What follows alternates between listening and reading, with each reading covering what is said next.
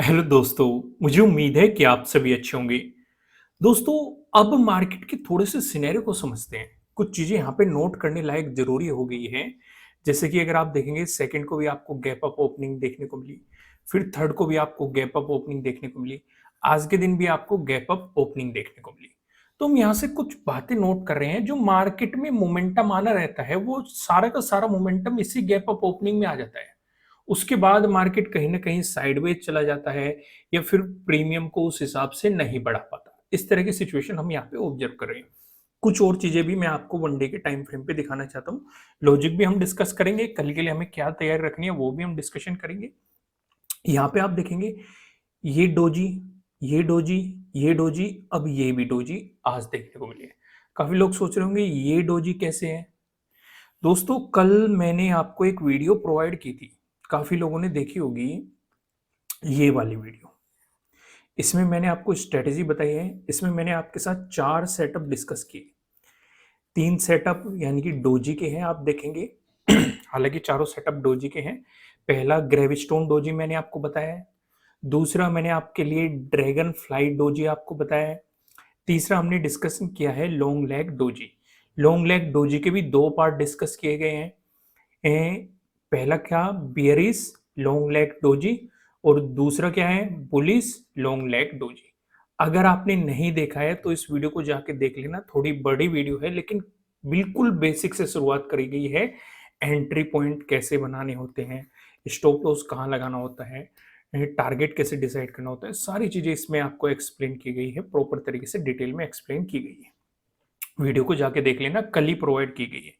आप समझ जाओगे कि भाई इन डोजी पे किस तरीके से काम किया जा सकता है। और उस वीडियो को बनाने का पर्पज भी यही था क्योंकि काफी दिनों से हमें डोजी दिखाई दे रही थी। आज भी डोजी दिखाई दे गई। वही हमें इस दिन भी डोजी दिखाई दी। वन डे के टाइम फ्रेम पे बात हो रही है।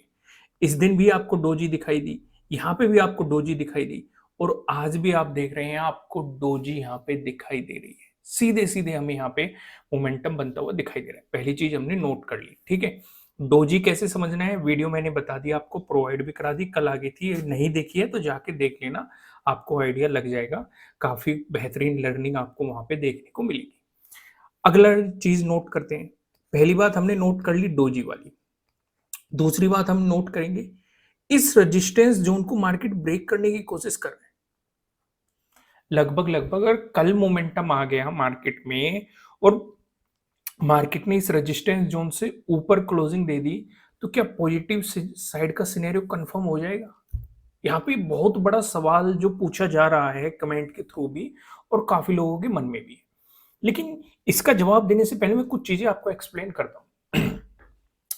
मार्केट में डाउनफॉल आता है, फिर कुछ रिट्रेसमेंट आता है, फिर डाउनफॉल आता है, फिर कुछ रिट्रेसमेंट आता है, फिर डाउनफॉल आता है, ठीक है।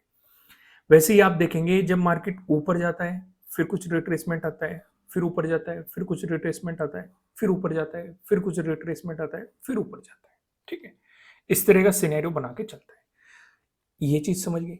अब यहाँ पे हो क्या रहा है, पॉजिटिव पॉजिटिव पॉजिटिव पॉजिटिव, ठीक है।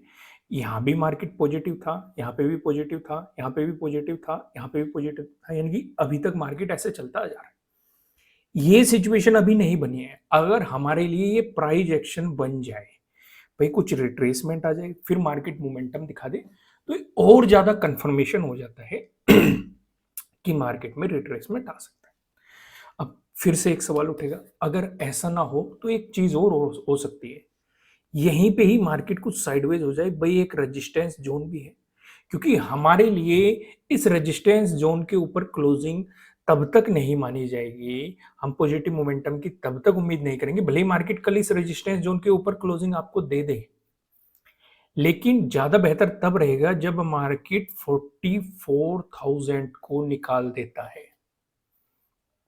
उस सिचुएशन में ज्यादा बेहतर रहेगा हमारे लिए, और ज्यादा कंफर्म हो जाएंगे। या फिर मार्केट क्या कर देता है, वो 44,000 को टच करे, वापिस आए, इस पे सपोर्ट ले, क्योंकि अभी ये रेजिस्टेंस जोन है, ब्रेकआउट मिलते ही ये सपोर्ट जोन में बदल जाएगा। इस पे सपोर्ट जोन दे, फिर ब्रेकआउट देता हुआ चल दे, ये भी एक बेहतर चीज है। तो इसीलिए ये चीजें मैंने आपको क्यों समझाई, क्योंकि काफ़ी लोग स्विंग ट्रेडिंग या पोजिशनल ट्रेडिंग करते हैं, वो इस ट्रैप में ना फँसे कि भई मार्केट में पॉजिटिव मोमेंटम की शुरुआत हो गई, क्योंकि एक रिट्रेसमेंट की रिक्वायरमेंट है या फिर मार्केट कुछ दिन साइडवेज चला जाए, फिर ब्रेकआउट देके चले, हमारे लिए इन दोनों में से कुछ भी हो जाए, वो ज़रूरी है।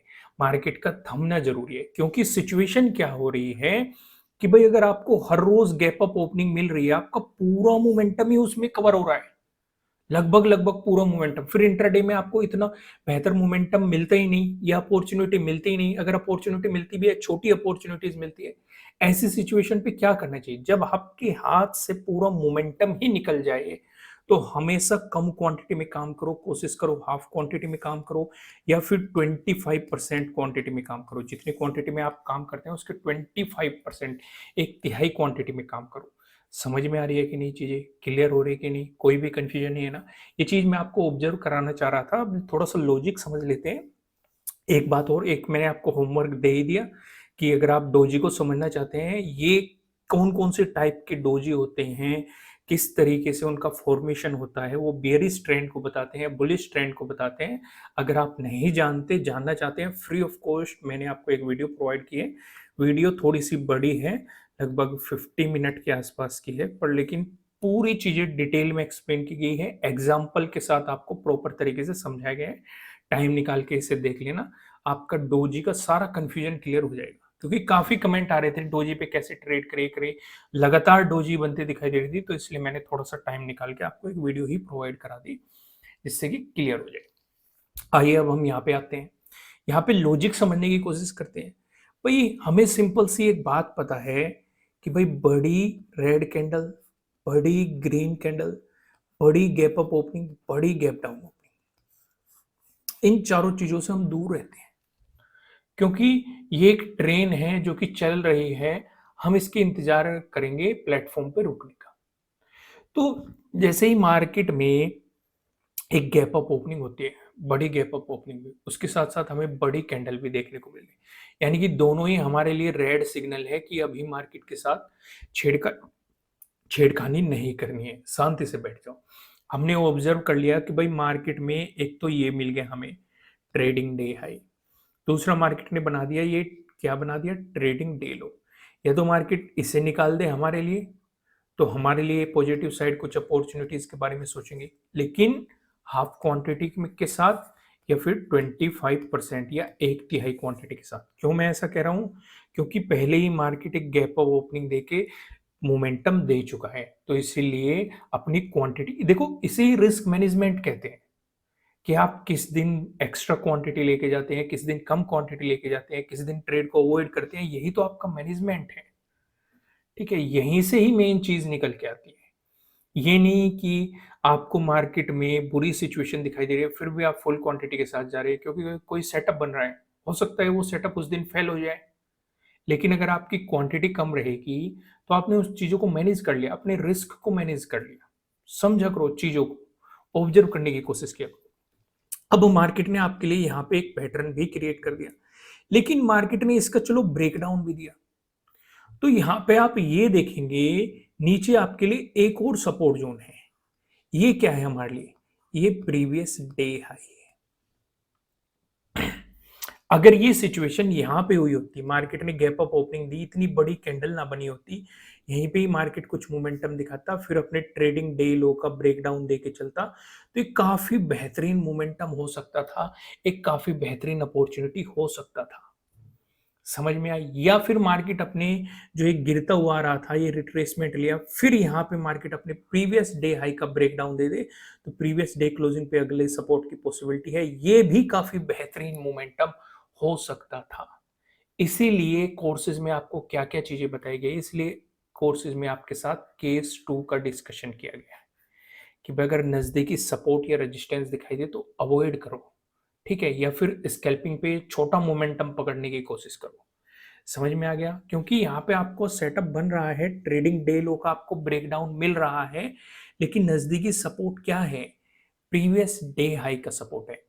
एक और जानकारी मैं आपको दे दूं कि फिलहाल दीपावली की खुशी में 50% ऑफ चल रहा है, तो बेहतर है इन दीपावलियों में अपनी लर्निंग को भी स्ट्रॉन्ग करो, चीजों को समझो, देखो लॉस में स्टॉप लॉस हिट होते हैं, आप वहां पे लॉसेस कर लेते हो, लेकिन लर्निंग पे खर्च नहीं करना चाहते।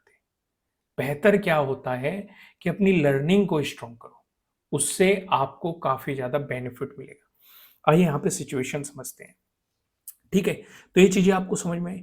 फिर मार्केट यहाँ पे सपोर्ट लेके एक मोमेंटम दे दिया, लगभग लगभग वहीं पे ही क्लोजिंग देने की मार्केट ने कोशिश की है जहां पे ओपनिंग, और उसी हिसाब से आपको डोजी बनती हुई दिखाई दे रही है। मार्केट गिरा, फिर बायर्स एक्टिव हो गए ऊपर लेके, तो आपको इस तरह के kind of doji one day के टाइम फ्रेम पे दिखाई दे रही है, यानी कि जहां पे ओपनिंग थी क्लोजिंग वहीं पे है। ये भी हमने एक्सप्लेन की है डोजी वाली वीडियो में, जो कि फ्री ऑफ कॉस्ट आपको प्रोवाइड की गई है, वहां पे जाके आप इसे समझ सकते हैं डिटेल में, चैनल पे आपको वीडियो मिल जाएगी। वन डे के टाइम फ्रेम पे ज़्यादा टाइम नहीं लगाते। वन डे के टाइम फ्रेम पे मैं आपका ध्यान कुछ चीज़ों पे ले जाना चाहता था, वो मैंने बता दिया। एक तो डोजी के बारे में बता दिया, और एक ये रेजिस्टेंस जोन के बारे में बता दिया, और हमने एक डिस्कशन किया है 44,000 के बारे में। ठीक है, आइए अब हम अगला डिस्कशन करते हैं, आगे के सिनेरियोज को यहाँ पे समझने की कोशिश करते हैं। इन सारी चीज़ों को मैं एक बार रिमूव कर देता हूँ। ओके, रिमूव हो गए। अब यहाँ पे सिचुएशन समझते हैं। भाई हमें मार्केट में क्या क्या दिखाई दे रहा है, ये आपके लिए क्या है, प्रीवियस डे हाई है, और प्रीवियस डे क्लोजिंग भी इसी जोन में आपको दिखाई दे रहा है। ये आपके लिए क्या है, प्रीवियस डे लो है। अब जैसे कि हम देखते जा रहे हैं कि भाई ये भी एक पॉजिटिव मोमेंटम आया, ये भी एक पॉजिटिव मोमेंटम आया, ये भी एक पॉजिटिव मोमेंटम आया, ये भी एक पॉजिटिव, यानी कि मार्केट ऐसे चल रहा है। अब हमें ये उम्मीद है या तो मार्केट कुछ साइडवेज हो या फिर थोड़ा सा रिट्रेसमेंट लेके फिर मोमेंटम दिखाए। अब दोनों ही केस में अगर ये वाला रिट्रेसमेंट देखने को मिला तो नेगेटिव साइड अपॉर्चुनिटी ढूंढनी पड़ेगी। अगर साइडवेज वाली सिचुएशन देखने को मिली तो ट्रेड को अवॉइड करना पड़ेगा। सिचुएशन समझ में आ रही है? तो यानी कि हमें थोड़ा सा सतर्क रहना है कि एक तो ट्रेडिंग डे लो पे बहुत ज्यादा फोकस करना है, और एक प्रीवियस डे लो पे फोकस करना है, क्योंकि जो मार्केट कहीं ना कहीं गैप को भी भरने की कोशिश करेगा, जो मार्केट गैप बनाता हुआ चल रहा है, क्योंकि क्योंकि अगर नेगेटिव मोमेंटम आ गया मार्केट उस चीज के बारे में भी सोचेगा। तो इसलिए हम ऑब्जर्व करेंगे। ठीक है, साइडवेज गया तो अवॉइड करना है ट्रेड को, नेगेटिव गया तो नेगेटिव साइड अपॉर्चुनिटीज के बारे में हम सोचेंगे। अगर मार्केट फ्लैट ओपन होकर आपको पॉजिटिव मोमेंटम दिखाता है, हमने वन डे के टाइम फ्रेम पे क्या देखा कि भाई मार्केट एक रेजिस्टेंस जोन पे है, उसके ब्रेकआउट मिलने की पॉसिबिलिटी है। अगर ये सिचुएशन बनती है, मार्केट साथ के साथ मार्केट को यहाँ पे प्रीवियस डे हाई का भी ब्रेकआउट देना पड़ेगा, और प्रीवियस डे क्लोजिंग से भी मार्केट ऊपर रहेगा। इस सिचुएशन पे जो एक मजबूत सपोर्ट नजर आ रहा है, वो पॉसिबिलिटी हो सकती है 44,000 पे। वहीं पे अगर मार्केट फ्लैट ओपन होकर आपको नेगेटिव मोमेंटम दिखा रहा है, उस सिचुएशन पे आप क्या करना है, प्रीवियस डे क्लोजिंग से अगर मार्केट नीचे चलना शुरू हुआ तो आपके लिए सपोर्ट की पॉसिबिलिटी है प्रीवियस डे लो पे।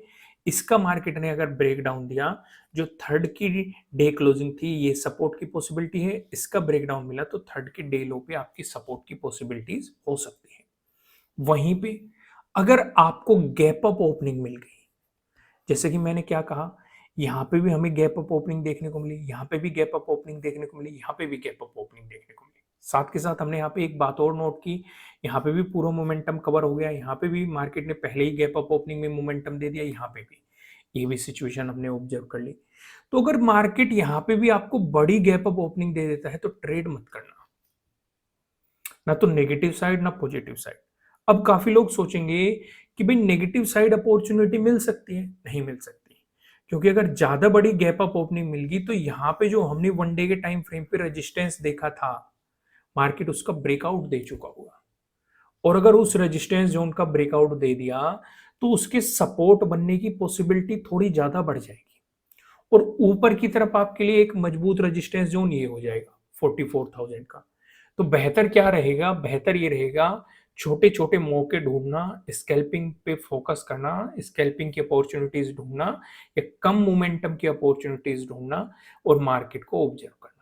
या तो मार्केट इस सपोर्ट जोन से रिजेक्शन लेके नेगेटिव मोमेंटम दिखाई, तब अपॉर्चुनिटी मिलेगी, या फिर मार्केट 44,000 का ब्रेकआउट देके प्राइस ऊपर सस्टेन कर जाए, तब अपॉर्चुनिटी मिलेगी।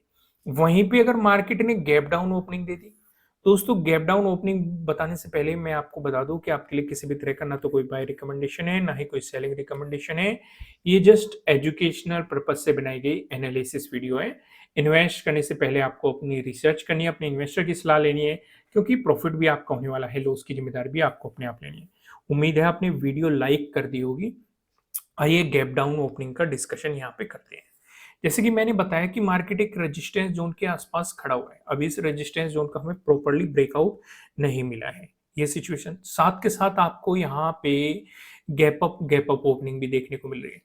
अगर गैप डाउन ओपनिंग मिलती है, अगर कहीं ज्यादा बड़ी गैप डाउन ओपनिंग नहीं मिली, आपको यहीं पे मिल गई 43,500 के अराउंड और मार्केट ब्रेकडाउन देके चला, तो ये भी अपॉर्चुनिटी हो सकती है। प्रीवियस डे लो आपके लिए सपोर्ट, इसका ब्रेकडाउन मिल गया तो नीचे सपोर्ट की पॉसिबिलिटीज क्या क्या है वो भी सिचुएशन आपको दिखाई दे रही है। अगर ज्यादा बड़ी गैप डाउन ओपनिंग मिली तो मार्केट में आपको देखना यह है, अगर ज्यादा बड़ी गैप डाउन ओपनिंग मिलकर मार्केट नेगेटिव हो गया तो ट्रेड मत करना, ठीक है, क्योंकि पहले ही मोमेंटम मार्केट दे चुका है। लेकिन अगर गैप डाउन ओपनिंग देके एक हल्का सा मार्केट ने रिट्रेसमेंट लिया तो अपना ट्रेडिंग डे लो मार्क करना, ट्रेडिंग डे हाई मार्क करना, और फिर अगर मार्केट ट्रेडिंग डे लो का ब्रेकडाउन देके मोमेंटम दिखाता है तो आपके लिए एक प्राइस एक्शन क्रिएट कर देगा, तो वो आपके लिए एक अपॉर्चुनिटी दे सकता है। पहली चीज समझ में आ गई। दूसरी चीज, अब ये एक इंपॉर्टेंट लेवल है मार्केट के लिए। कई बार केस क्या देखे जाते हैं कि मार्केट ने आपको ज्यादा बड़ी गैप डाउन ओपनिंग दे दी और वो रिट्रेसमेंट करने वापस आया और वहीं पे ही साइडवेज हो गया, ठीक है। तो ट्रैप में मत फंस जाना कि मार्केट यहाँ पे जो मोमेंटम दिखाए, क्योंकि उसके लिए इस रेजिस्टेंस जोन का ब्रेकआउट होना काफी जरूरी है। इसलिए तो मैंने बताया कि ऊपर आपके लिए काफी इंपॉर्टेंट लेवल क्या रहेगा, 44,000। तो इन चीजों पे आपको थोड़ा सा फोकस करना पड़ेगा। दोस्तों वीडियो को लाइक करना, कमेंट करके बताना कि आपको एनालिसिस कैसे लग रहे हैं। नहीं हो सब्सक्राइब करना। फिर मिलेंगे किसी नेक्स्ट वीडियो में किसी अच्छे कंटेंट के साथ। Thank you.